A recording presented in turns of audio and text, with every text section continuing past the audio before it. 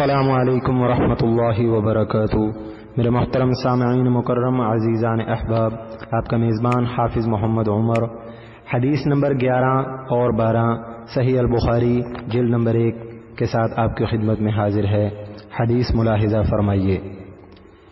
حضرت ابو موسیٰ اشعری رضی اللہ عنہ سے روایت ہے، وہ کہتے ہیں کہ لوگوں نے سوال کیا، اے اللہ کے رسول صلی اللہ علیہ وسلم، کون سا صاحب اسلام افضل ہے؟ آپ صلی اللہ علیہ وسلم نے فرمایا، جس کی زبان اور ہاتھ سے دوسرے مسلمان محفوظ رہیں۔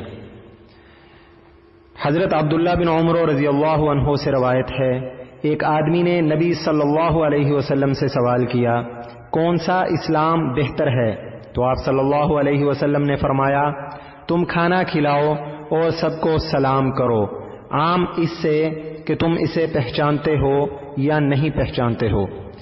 فائدے میں لکھتے ہیں، مذکورہ بالا احادیث میں ایک ہی سوال کے مختلف جوابات اس بنا پر ہیں کہ سائل کے احوال مختلف ہوتے ہیں، اس کی ضرورت کو دیکھ کر جواب دیا جاتا ہے۔ مثلا ایک شخص نماز کا پابند ہے، روزے بھی رکھتا ہے، لیکن طبیعت میں ذرا بخل ہے، تو اس شخص کو ایسا عمل بتایا جائے گا جو اس کمی کا علاج کر سکے۔